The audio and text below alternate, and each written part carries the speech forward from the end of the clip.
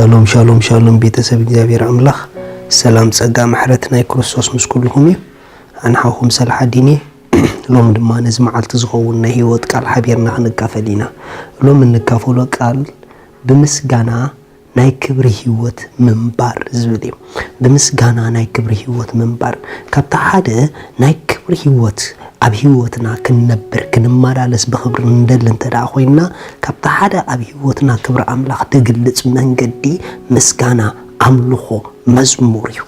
ሪኹም ኩሉ ጊዜ መዝሙር ተለና አምልኾን ተሎባና ምስጋናን ተሎባና ኩሉ ጊዜ ክብሩ ኣብ ህይወትና ክበዝሕ ክርኢና መጽሐፍ ቅዱስ ካልኣይ ዜና መዋዕል ከምዚ ይብል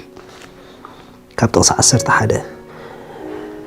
ኮነ ድማ እቶም ካህናት ካብ መቕደስ ምስ ወጹ ብዘለዉ እቶም ኣብኡ ዝነበሩ ካህናት ነነይናስ ክፍሊ ምዃኖም ከይጥምቱ ባዕሎም ተቐዲሶም ነበሩ እሞ እቶም ሌዋውያን ከዓ ካባታቶም መዛምራን ዝነበሩ ኩሎም አሳፍ ሄማን የዱታን ደቆምን አሕዋቶምን ከዓ ክዳን ጹሩይ ልሕዚ እንጣጢዕ ለቢሶም ጸናጽል መሰንቆ በገናን ሒዞም ነቲ መሰዊኢ ብወገን ምብራቕ ደወሉ ምሳታቶም ድማ መለኸት ዝነፍሑ 120 ካህናት ኮነ ከዓ እቶም ነፋሕቲ መለኸትን መዛምራንን ንእግዚአብሔር ብሓንሳእ ከመስግኑን ክውድሱን ድምጾም ከም ናይ ሓደ ምስ አልዓሉ ብመለኸትን ብጸናጽልን ብኻልእ ዓይነት መሳርያ ሙዚቅን ንእግዚአብሔር ከመስግኑ ኢሎም ንሱ ሰናይ እሞ ምሕረቱ ንዘለዓለም ይነብር እናበሉ ድምጾም ምስ አልዓሉ ሽዑ ነቲ ቤት ወነቲ ቤት እግዚአብሔር ደበና መልኦ ነቲ ቤት እግዚአብሔር ደበና መልኦ ማአስ ሽዑ ከምልኹ ክዝምሩ ከመስግኑ ብዘሎ ኩሉ መሳርሕ ሙዚክ ንእግዚአብሔር ክብርኹቡ ምጀመሩ ስለ ሰናይነቱ ንእግዚአብሔር ክውድስዎ ምጀመሩ ነቲ ቤት ክብሪ መሊእዎ ክብሪ እግዚአብሔር ነቲ ቤት አምላኽ መሊእዎ ስለ ዝነበረ እቶም ካህናት ብምኽንያት እቲ ደበና ደው ኢሎም ከገልግሉ ኣይከኣሉን ሃሌሉያ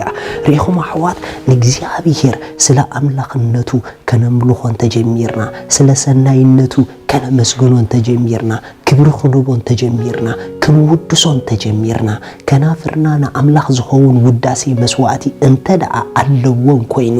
ኣብ ናይ እግዚአብሔር ክብሪ ህይወትና ክትመላለስ ክጅምር እያ ክብሩ ኣብ ህይወትና ክንሪኦ ክንጅምር ኢና እግዚአብሔር ኣብ ህይወትና ክንሪኦ ክንጅምር ኢና ንሱ ኣብ ማህሌት እስራኤል ዝነብር አምላኽ ኣብ ትልዕል ዝበለ ምስጋና ዝነብር አምላኽ እዩ እተን ምስጋና ዝተላመዳ ከናፍር ንእግዚአብሔር ኣብ ህይወተን ይርአየን ካብታ ሓደ ናይ እግዚአብሔር ክብሪ ብሓይሊ ህይወትና ክንሪኦ ንደሊ እንተደኣ ኮይና ኩሉ ጊዜ ውሽጥና ምስጋና ክምላእ ኣለዎ ዝማሬ ክምላእ ኣለዎ ንጎይታ ክነምልኾ ኣለና ኣብ ምምላኽ ኣብ ምዝማር ኣብ ምስጋን ብመንፈስ እንዳተመላእካ ኣብ ክብሪ አምላኽ መመለላስ ኣሎ ስለዚ እቲ ዝዓበየ መንገዲ ናይ እግዚአብሔር ክብሪ ኣብ ህይወትና ንሪኤሉ ምስጋና አምልኾ ዝማሬ እዩ ምኽንያቱ ናብ ኣጾዱ ብውዳሴ እተው ይብል መጽሐፍ ቅዱስ ኣብ ኣፍ ደጌታቱ ብምስጋና ይድብል ሪኢኹም ኣብ ናይ እግዚአብሔር ሓሳብ ብዘይ ምስጋና ብዘይ መዝሙር ብዘይ አምልኾ ኣይትበጽሕን ኢኻ ኩሉ ጊዜ ኣብ ናቱ ሓሳብ ኣብ ናቱ ክብሪ ዘብጽሐካ ኣፍ ደገ ኮይኑ ዘሳግረካ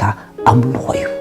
ምስጋና እዩ ስለዚ ንእግዚአብሔር ኩሉ ጊዜ አንጊህና ነምልኮ አንጊህና ነመስግኖ ስለ ሰናይነቱ ክብሪ ንሃቦ እግዚአብሔር ሰናይኻ ምሕረትካ ንዘለዓለም ይዳበልና ነመስግኖ ሰናይነቱ ስለ ዝጸገብና ነቲ ጸጊብናዮ ዘለና ሰናይነቱ ብኣፍና ንወድሶ ሰናይነቱ ምጽጋብና ብኣፍና ንዛረብ እስኻ ንዓይ ሰናይ ኢኻ በልዎ ንስኻ ንዓይ ብርሃን ኢኻ በልዎ ንእግዚአብሔር ባርኽዎ ወድስዎ ብልቢ ብውሽጢ ብመንፈስ ንእግዚአብሔር ተቐነይሉ እንተደኣ ከምዚ ዓይነት ህይወት ኣለኩም ኮይኑ ብዘገርም መንገዲ ኣብ ናይ እግዚአብሔር ክብሪ ክትመላለሱ ከለኹም ንርእስኹም ክትረኽብዋ ኢኹም አምላኽ ሰማይ ሰናይ እዩ እግዚአብሔር ምሕረቱ ይውዳህን እዩ እግዚአብሔር ብርሃን እዩ ንሱ ፍጹም እዩ እሱ ካብኡ ሰናይ ባህ ዘብል ሙሉእ ነገር እዩ ዝወርድ ስለዚ ስለቲ ካብኡ ዝወርድ ጽቡቕ ነገር ስለቲ ሰናይ ፍቓዱ ስለቲ ሙሉእ ፍቓዱ ስለቲ ባህ ዘብል ፍቓዱ ደኪምኩም ደጋጊምኩም ንኣምላኽ ክብሪ ምጽሉ ከናፍርኩም ኣብዚሐን መስዋዕቲ ይሰዋኣሉ ኣእዳውኩም ኣልዒልኩም መስዋዕቲ ሰውኡሉ ሽዑ ኣብ ክብሩ ክትመላለሱ ጅምሩ ኢኹም ኣሜን ስለዚህ ሎሚ ንጎይታና ኢየሱስ ክርስቶስ ኣብ ህይወትኩም ወሲንኩም ክትቀበልዎ እትደልዩ እታ ኣብኡ ዘላ ናይ ዘለዓለም ህይወት ክትቀበልዋ እትደልዩ እዛ ጸሎት እዚኣ ጸልዩ። እግዚአብሔር አቦ ስለ ወድኻ ኢየሱስ ክርስቶስ የመስግነካ ኣለኹ يأمن الله ኢየሱስ ክርስቶስ ስለ ኃጢአተይ ከም ዝተሰቕለ እዳ ኃጢአተይ ከፊሉ ከም ዝፈጸሞ ስለይ ከም ዝሞተ ብሳልሰይቲ መዓልቲ አምላኽ ካብ ሞታት ከም ዘተንስኦ ኣብ የማን አምላኽ ከም ዝተቐመጠ يأمن ኣለኹ። ኢየሱስ ክርስቶስ ናይ ህይወተይ ጎይታ እዩ። ኢየሱስ ክርስቶስ አምላኸይ መድኃኒየይ እዩ። ካብዛ ሰዓት ንክርስቶስ ብምቕባለይ ሓድሽ ፍጥረት ውሉድ አምላኽ ኮይነለኹ። መንፈስ ቅዱስ